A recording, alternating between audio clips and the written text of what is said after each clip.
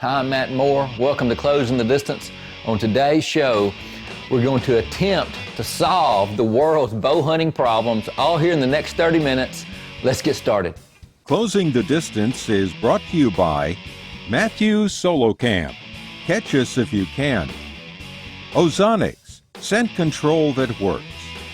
Hunter Safety System, dedicated to saving hunters' lives. Executioner Broadheads, born to kill. And by Citadel, revolutionary shoot-down shape. After the break, it's a good one. Host Matt Moore shares with you the top 3 reasons why we make bad shots on deer. Stay around for this information. Closing the Distance will be right back. Closing the Distance is made possible by Carbon Express Arrows. Shoot better. Shoot Carbon Express. Christian Bow Hunters of America, exalting Christ as Creator, Savior, and Lord. Nikon, the trusted name in optics. Sword Sights, sharp solutions in aiming. Elusive Wildlife Technologies, taking the elusive out of wildlife. And by the amazing Luminot. Can your arrow nock do this? On today's show, we're going to be looking at the reasons why we make bad shots and why we miss deer. I've been filming and editing hunts, going on over 20 years, and we're going to look at the footage. We're going to go to the footage and see why we're making these mistakes. And I've owned a bow shop for 9 years, so I understand bow tuning, how to get a fixed head to fly like a field point, understand kinetic energy and air momentum. I understand all the tuning aspects. And I've also personally made every shot placement mistake, every bad mistake that you can make in the field. And I'm going to try to show you the footage and give you information so you don't make the same mistakes that we have. And what I've done looking at 20 plus years of looking at footage, I broke down the reasons why we make these bad shots into 3 main reasons. And number 1, it's probably the simplest reason that you've heard all your life hunting, and it's simply buck fever.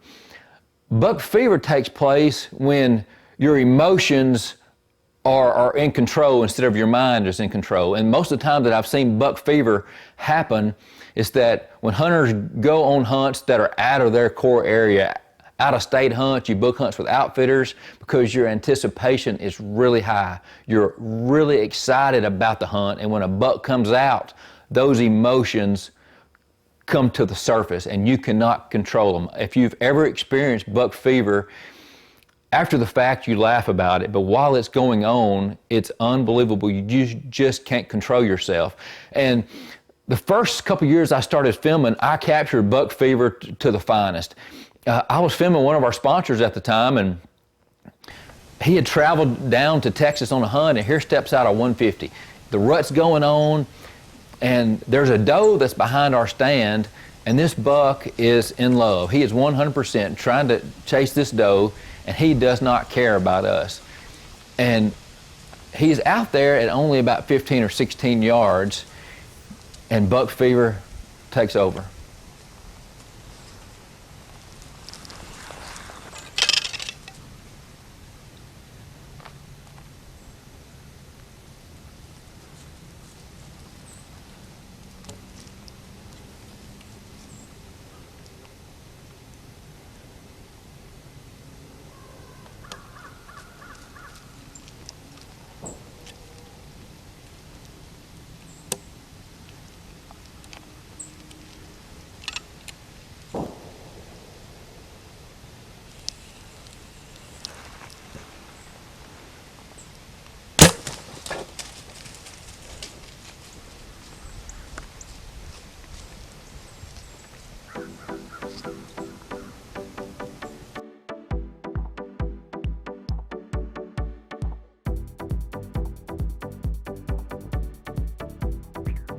Another example of buck fever, which is more common, is pretty simple. It's not leaving your pin on the target, not leaving the crosshairs on the target as you pull the trigger.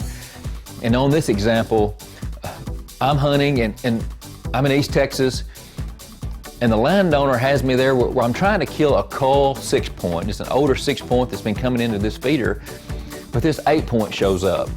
He's a 15-inch 8-point. He's a 4-year-old. And I knew that these landowners were trying to get rid of these 8-point deer. So he was hanging around the feeder, and I really didn't think much about it. But I sent a text message to the landowner, do you want me to shoot this? I've got a 15-inch 8-point, he's a 4-year-old, you know, short main beams, do you want me to shoot him? And absolutely yes, kill the deer. And I still didn't get nervous. The buck even walked off. He even walked off, started working a scrape. I didn't even think he was coming back, but he came back. And I ranged that feeder a half a dozen times. I knew that it was exactly 26 yards.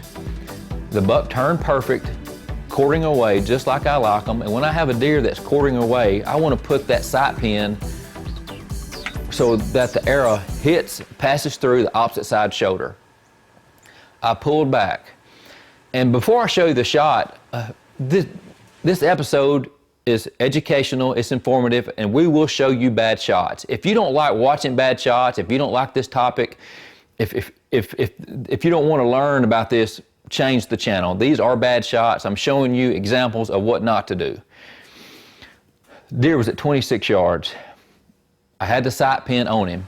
I squeezed the trigger, and this is the worst shot I believe I've ever made on a white-tailed deer. As soon as I pulled the trigger, I was 8, 9, 10 inches off. What I done is I dropped my bow arm. I dropped my bow arm to watch the shot. I wanted to see what happened. I did not follow through. That is a classic example of buck fever, getting too excited at the shot. I'm calm before the shot, but getting so excited to see what happened. That mistake happens all the time. Obviously, it wasn't a good shot, and we found the deer the next day. The landowner found the deer, called me back, filmed a recovery. I felt horrible, just horrible to do that. You're hunting somebody else's ground. They invited you to come, and you can't control your emotions long enough to leave that sight pin on the target and make that mistake. What I do to correct that, and when I'm in the right frame of mind, I talk to myself as I'm about to squeeze the trigger. I tell myself to leave the pin on the target. I've talked to other staff guys that talk to themselves as that's going on. I've had other staff guys tell me what they do to get the mental part of not making that mistake. Folks, one of the most critical things that a hunter can do is to have a mental checklist and things you think about right prior to taking a shot. And it comes from with experience. I can think back over the years in my early days of bow hunting, how many bad mistakes I made, how many bucks threw their tail up and were gone because I didn't get the shot or because I missed the shot because of errors that I made. With the years of experience in hunting, I've learned to read deer and what they're doing and when to take the shot, when not to take the shot. I have a little checklist that I usually think about in my head as I see a deer coming in. The first thing I'm going to say, possible shooter, yes or no. And if it is a deer that I want to take, I glance at my bow. I make sure my arrow's on the rest. I make sure everything is like it should be there. I try to, in my process of taking my bow off the rack, being very careful not to touch anything or bump anything, I go through a technique of when I clip on, when I draw, I concentrate on the deer to make sure that his eyes are away or his head's down. All those things are important. You know, if he's standing staring straight at you, you don't want to move. You want to just stay frozen. So all these little things can go into being successful or not being successful. Before I release that arrow, I make sure that I pick a spot where I want to put that arrow. I pick a spot on that deer. I don't look at antlers. I don't study the deer. At that point, I'm committed to taking the shot. I pick that spot on his body. I try to go through my technique of release and follow through. Do everything just like you would if you're standing in the backyard shooting a 3D target. All these things, if you'll get in a habit of doing that, eventually they become automatic. You don't even hardly have to think about it. Your mind goes into an automatic loop. You do these things without even thinking about it. It'll put a lot more medicine on your table. When we come back, we're going to show you 2 more major reasons why we make bad shots. We'll be right back. Closing the Distance is proudly supported by Whitetails Unlimited, working for an American tradition. Real World Wildlife Seed. Dare to compare. And by Fish and Still Equipment, your East Texas John Deere dealer. Welcome back to Closing the Distance. On today's show, it's a little different. I'm going over the reasons why we make bad shots, why we miss deer.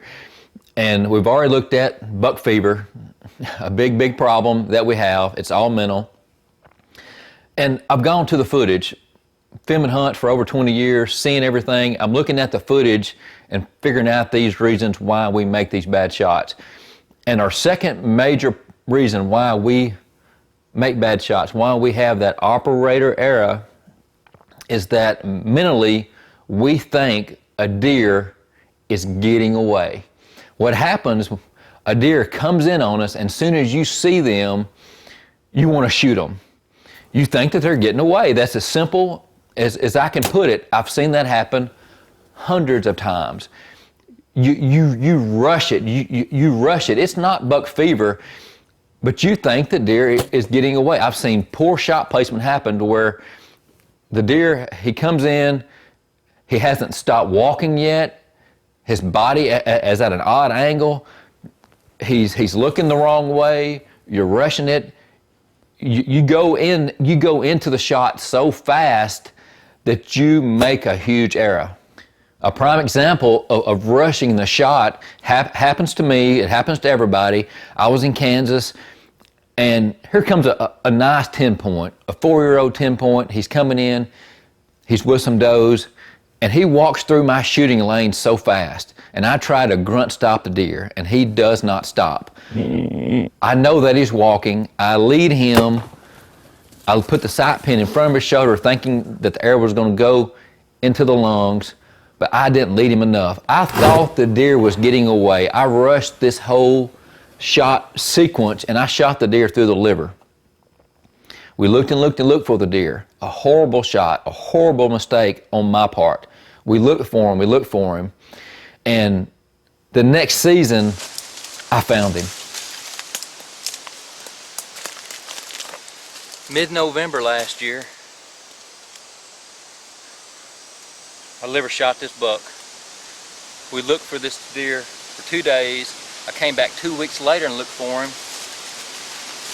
It's 1.5 miles from right here to our other stands. Unbelievable. Usually I find this if somebody else shoots one and we can find it later. But this one's mine. I still have my carcass tag in the truck. I'm gonna tag him, take him home.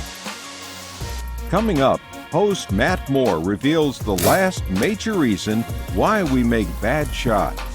Stay around for more tips that will help you this season. We'll be right back. On today's show, we're discussing operator error. We're discussing why we make bad shots, why we miss deer. We've already covered buck fever. We've already covered the idea mentally that you think the deer is getting away. But the third major reason why we make these bad shots is we simply do not understand shot placement. We're not aiming at the right place on a deer as the deer is standing, or as he's walking, or what's going on the anatomy of a deer, how the body position is. We're not slowing that down long enough. We're not seeing it before we pull the trigger.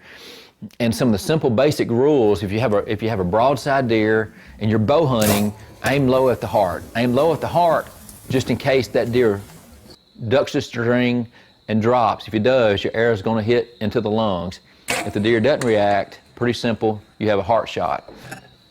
If you have a quartering away deer, aim so that your arrow passes through or hits the opposite side shoulder.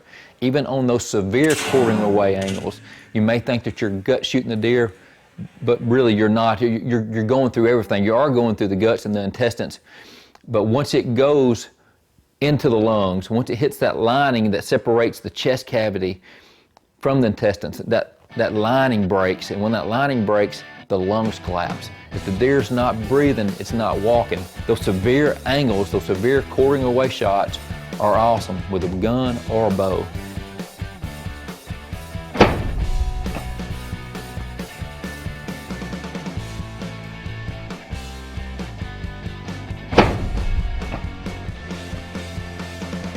Quartering to you shots. sometimes that's the only shot that you have. I recommend not even taking that shot. You can get into the lungs on a shot like that, but the problem that you're going to have always on a quartering to you shot is you will never have a blood trail. There's nothing to bleed. Everything bleeds inside because the arrow does not pass through. You don't have an exit hole. So really pay close attention to take those quartering to you shots. And what's the blame on all of this? When we make bad shots on deer, especially for archers, especially for bow hunters, the broadhead always gets the blame. If you make a bad shot, guys in camp complain and gripe, why were you shooting that particular head? Why weren't you shooting in this head? And when we make good shots on deer, the broadhead gets all the praise. It has nothing to do with the shot placement. We praise that head. Oh, that's a great head. I need to shoot that head. Well, that's the head we need to have. It has nothing to do with that broadhead. You can take any good broadhead on the market and have a deer that's standing perfectly broadside with their front leg forward. It's like shooting through a cardboard box. There's nothing there. You can make a poor looking broadhead. You can make it look like the best broadhead on the market simply because you make good shot placement. And you can take a really well designed, a tough head and have a bad shot on a deer.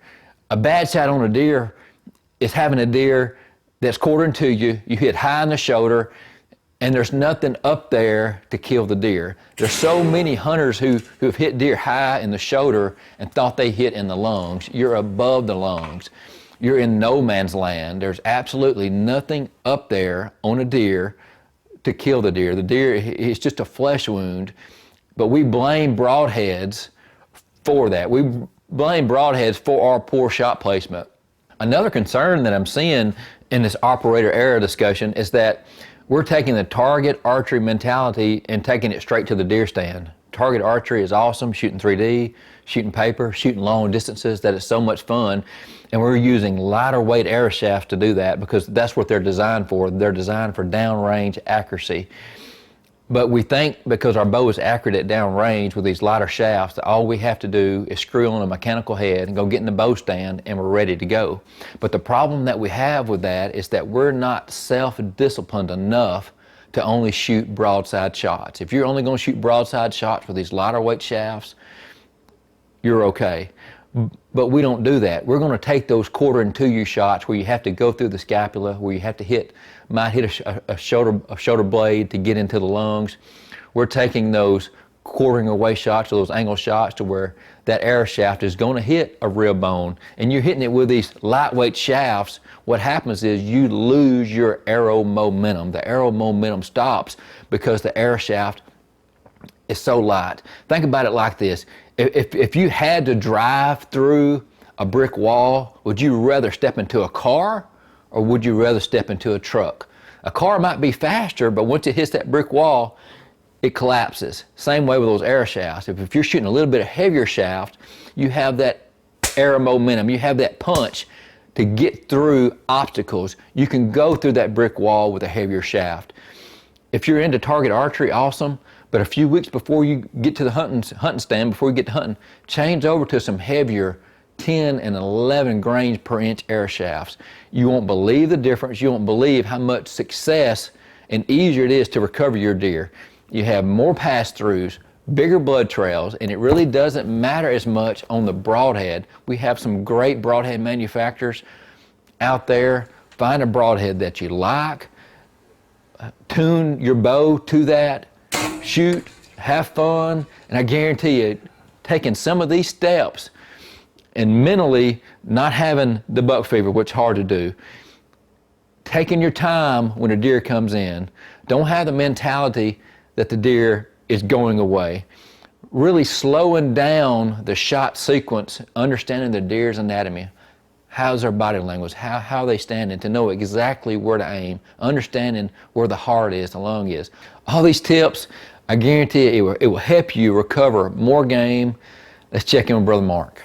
On today's episode, we're examining kind of why we miss deer. What are some of the factors that cause us to have some big misses in our hunting experiences? But you know, it got me thinking a lot about why people sometimes miss God, because I see it as a pastor really all the time. And I think there's several reasons. Sometimes people miss God because they over-rationalize or over-reason and try to really figure God out intellectually, and they miss out on God. Sometimes people miss out on God because they're expecting some over-the-top, dramatic, supernatural experience to kind of reveal to them who God is, and very rarely does that happen. Sometimes people miss God simply because nobody ever told them that God loves them and that God wants to have a relationship with them. They just don't even process it that way or think about it. But you know, the Bible tells us that it really doesn't matter what we hit in life if we miss out on God. And here's the truth. You don't have to expect some over-the-top dramatic experience. It's rarely going to happen. Don't try to just fit God into the box of your mind, because He's bigger than that. Don't worry that you have to be perfect to come and be acceptable to God. He loves you just like you are and wants to have a personal relationship with you in life. In fact, if you'd like to know more about what a personal relationship with God through His Son Jesus Christ looks like, just go to closingthedistance.com and click on the Moment of Truth tab.